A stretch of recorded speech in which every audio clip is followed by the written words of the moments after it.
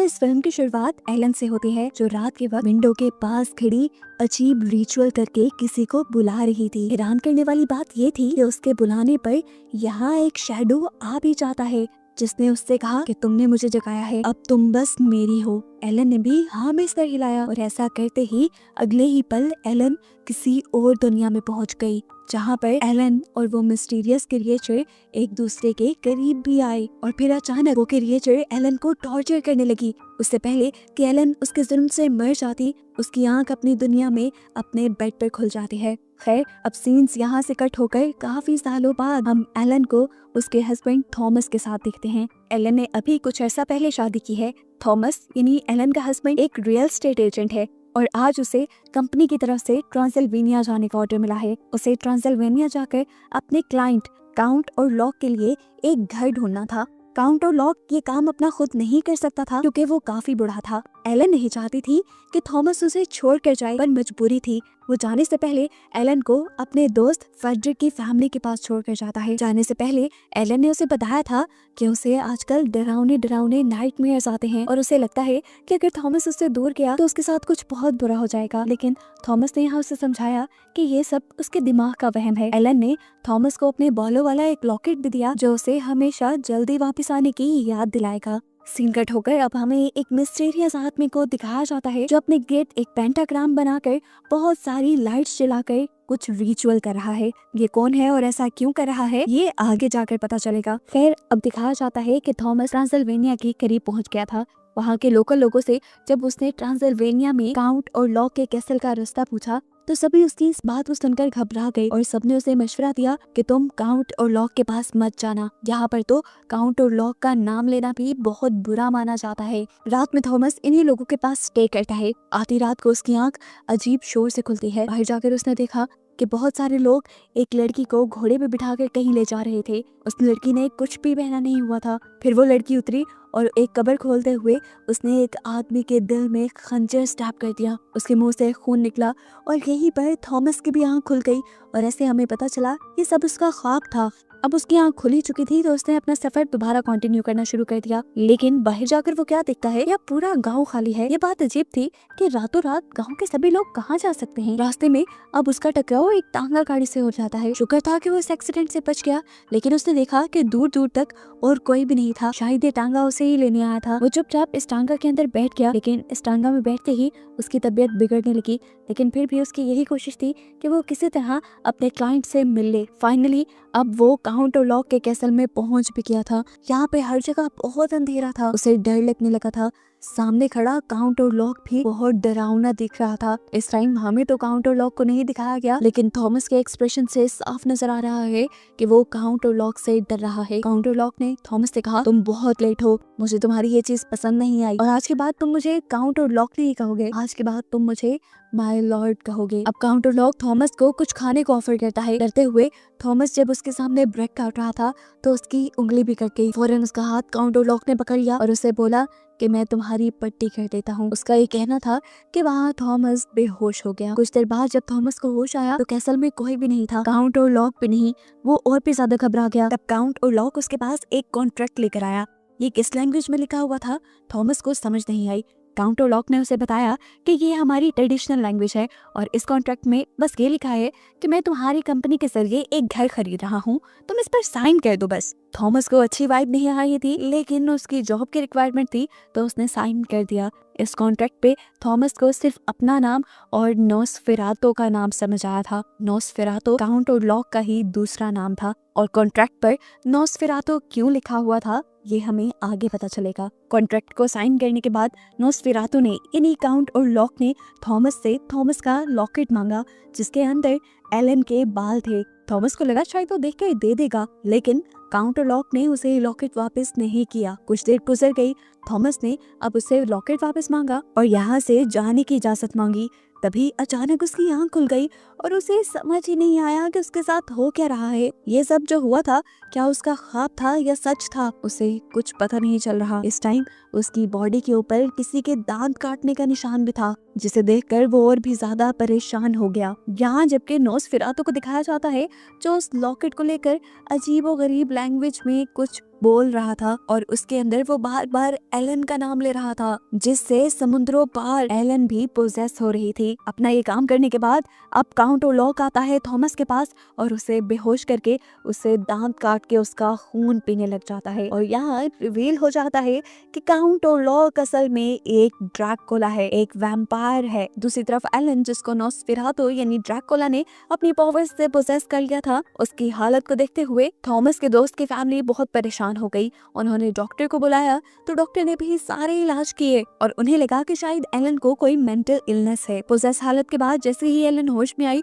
तो वो इस बात से परेशान होने लगी कि न जाने थॉमस कैसा होगा, क्योंकि थॉमस को गए काफी टाइम हो गया था और थॉमस ने अभी तक उसे कोई लेटर भी नहीं लिखा था। दूसरी तरफ थॉमस अपनी जान बचाने की कोशिश में था। जब नोस्फेरातु उसकी नजरों से इधर उधर होता है तो वो उसके कैसल से भागने की कोशिश करता दिखाया जाता है। अब वो डॉक्टर जो एलन का इलाज करने आया था, उसे डॉक्टर को किसी और पेशेंट का भी इलाज करते दिखाया जाता है और ये पेशेंट वही है जिसे हमने मूवी के स्टार्ट में अपने गिर्द अजीब तरीके से दायरा बनाए रिचुअल्स करते हुए देखा था। उसने पूरे कमरे में अजीबोगरीब ड्राइंग्स बनाई हुई थी। यहाँ वो भी पोजेस्ड हालत में डॉक्टर फ्रेडरिक को बताता है कि मेरा लॉर्ड काउंट ओरलॉक है। ये कहते ही वो डॉक्टर फ्रेडरिक के ऊपर हमला कर देता है, जैसे वो उसका खून लेना चाह रहा हो। साफ मतलब था कि वो ड्रैकुला यानी काउंट ओरलॉक का एक गुलाम था जो उसके लिए इंसानों का खून जमा करता था। इस टाइम वो ज्यादा खून शायद इसलिए इकट्ठा कर रहा था क्योंकि वो जानता था कि काउंट ओरलॉक अब यहाँ जल्द ही आने वाला है। सीन कट होकर हमें थॉमस को दिखाया जाता है,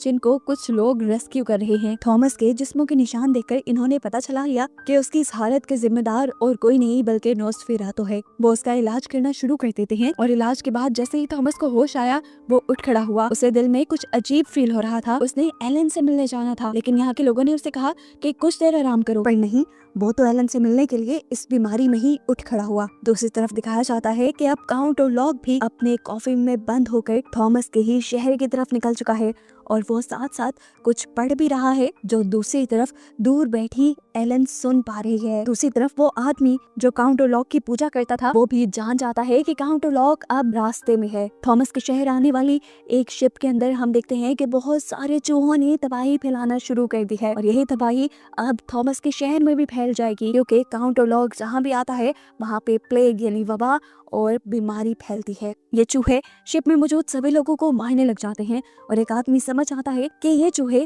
काउंट ओरलॉक के कॉफिन से निकल रहे हैं। वो जाकर काउंट ओरलॉक का कॉफिन खोलकर उसे मारने की कोशिश करता है, लेकिन यहाँ काउंट ओरलॉक ने उसे ही पकड़कर मार खाया। दूसरी तरफ हमें दिखाया जाता है कि अब एलन का इलाज करने के लिए डॉक्टर फ्रेडरिक के साथ एक और डॉक्टर भी आए थे। यहाँ पर अब एलन को बांध के रखा गया था। एलन डॉक्टर को बताती है कि कभी कभार मुझे ऐसा लगता है कि मेरी सोल इस दुनिया को छोड़कर कहीं और चली जाती है और आजकल तो मुझे फ्यूचर में होने वाली चीजों के बारे में पहले ही पता चल जाता है। कभी कभार मुझे समझ नहीं आता कि मेरे साथ क्या हो रहा है। मुझे ऐसी आवाजें सुनाई देती हैं जैसे मेरे कान में कोई बोल रहा हो, लेकिन वो क्या बोल रहा है मुझे समझ नहीं आती। साथ ही साथ उसे बहुत ही डरावने ख्वाब भी आते थे जिनसे वो हमेशा डरकर उठ जाया करती थी। बात करते करते ही एलन की तबीयत बिगड़ जाती है और उसकी बॉडी में जोर से झटके लगने लग जाते हैं। इस टाइम पर डॉक्टर फ्रेडरिक उसको जोर से एक निडल चुभोते हैं जिसका उसे दर्द महसूस ही नहीं हो पाता और वो समझ जाते हैं कि इस टाइम भी एलन की सोल इस दुनिया को छोड़कर कहीं और चली गई है। और यहाँ से उन्होंने ये भी अंदाजा लगा लिया था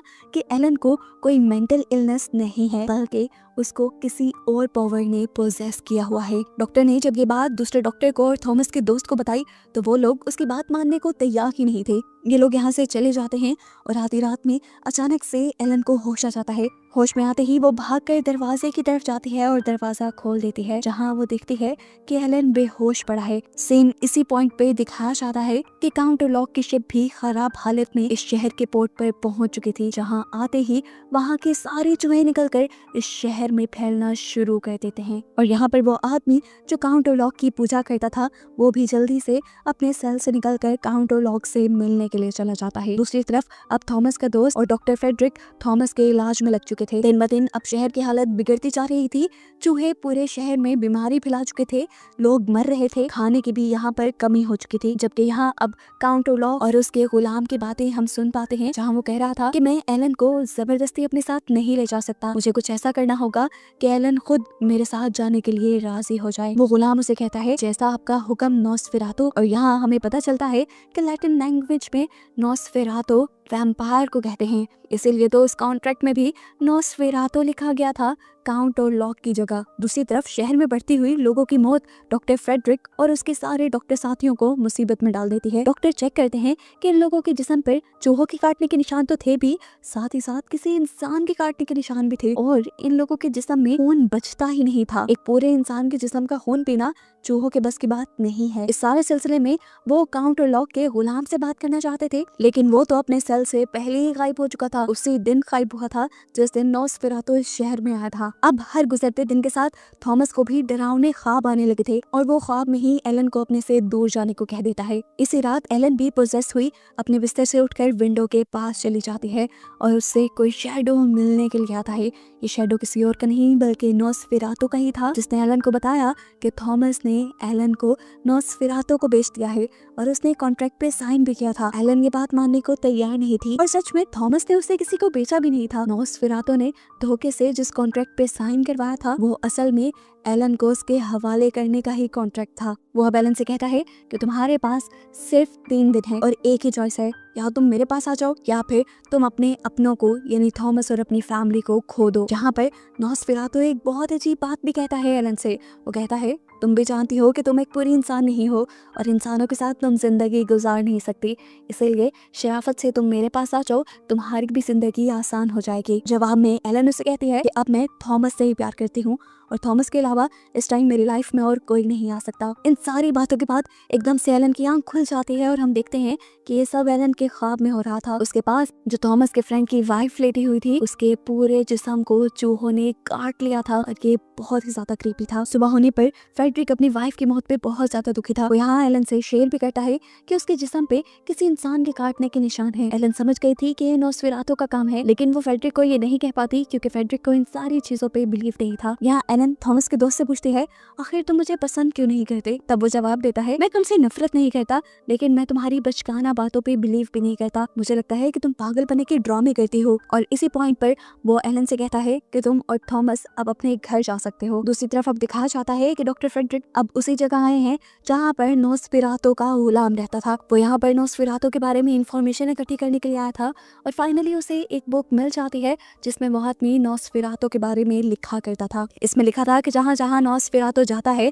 वहाँ चूहे और वबा फैल जाती है और लोग मारे जाते हैं, तबाही फैल जाती है और शहर तबाह हो जाते हैं। और ये सब तब तक चलता रहता है जब तक नॉसफेरातो को अपने डिमांड वाले इंसान न मिल जाए। उसे याद आती है अब एलन की बीमारी, यानी वो समझ गया था कि नॉसफेरातो एलन के पीछे आया है और अब एलन के साथ साथ थॉमस की भी जान खतरे में है। वो ये बात बताने के लिए फौरन एलन और थॉमस के पास जाता है। अब यहाँ थॉमस जिसकी तबीयत थोड़ी बेहतर हो गई थी, वो इस शहर की खराब हालत को देखकर इस शहर को छोड़ जाने का फैसला करता है। और इस पॉइंट पर एलन थॉमस को अपनी जिंदगी का सबसे बड़ा सच बताने का फैसला करती है। वो बताती है कि नॉसफेरातो इस शहर में आ चुका है और वो सिर्फ मेरे पीछे आया है। उसने बताया कि मेरे पास कुछ साइकिक पावर्स थी जिसकी वजह से मैं इंसानों के अलावा दूसरी एंटिटीज से कनेक्ट कर पाती थी, उनसे बात कर सकती थी, और इसी पावर का इस्तेमाल करते हुए मैंने नॉसफेरातो को बुलाया। ये वही सीन है जो मूवी के स्टार्ट में हम देख चुके हैं। वो बताती है कि शादी से पहले मैंने नॉसफेरातो से एक कॉन्ट्रैक्ट किया था जिसमें मैंने अपने आप को उसे सौंप दिया था, लेकिन फिर मुझे तुम मिले, मुझे तुमसे प्यार हो गया और मैंने तुमसे शादी कर ली, और इस सब में मैं अपना वादा नॉसफेरातो से भूल गई और नॉसफेरातो अब मेरे से अपना वादा पूरा करवाने ही आया है। ये सब बताते ही एलन की तबीयत बिगड़ जाती है, उसकी बॉडी में झटके लगने लग जाते हैं, आंखें उसकी ऊपर की तरफ मुड़ जाती हैं। समझ लें कि वो पूरी तरह पोजेस हो गई थी और उसकी ऐसी हालत को देखने के बावजूद भी थॉमस उसकी केयर करना बंद नहीं करता, यानी उसे एलन के पास से कोई मतलब नहीं था। वो आज भी जी रहा था और उसे आज एलन से प्यार था। वो एलन को जोर से गले लगा लेता है और उससे वादा करता है कि वो एलन को कभी नहीं छोड़ेगा।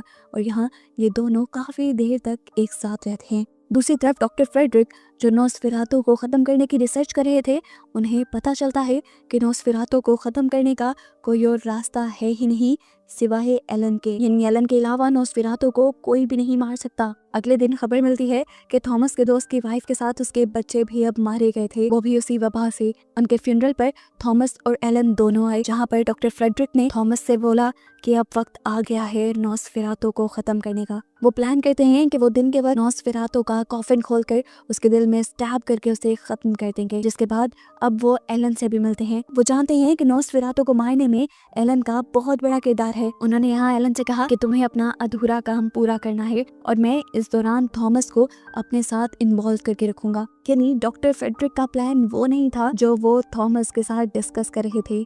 यहाँ पे सीन कुछ और ही चल रहा था। अगले दिन दिखाया जाता है कि थॉमस, डॉक्टर फ्रेडरिक और दूसरे डॉक्टर नॉस्फेरातु के कॉफिन को ढूंढने के लिए निकल पड़े हैं, जहाँ उन्हें ये भी पता चलता है कि थॉमस के दोस्त ने सुसाइड कर ली थी दुख में। इस खबर ने थॉमस को बुरी तरह तोड़ दिया, लेकिन उन्हें यहाँ से मूव ऑन करना पड़ता है क्योंकि उन्हें मिशन पूरा करना था। जबकि घर पे दिखाया जाता है कि थॉमस के जाने के बाद एलन किसी दुल्हन की तरह सज जाती है। फाइनली थॉमस और उसके साथियों को भी नॉस्फेरातु का कॉफिन मिल जाता है।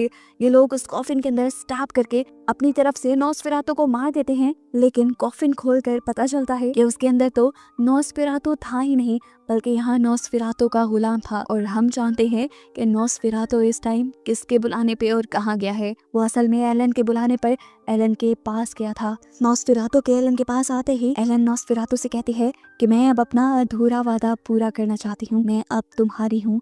ये कहते ही नॉस्फेरातु उसे गले लगा लेता है और उसकी चेस्ट पे स्टैब करके उसका खून पीना शुरू कर देता है।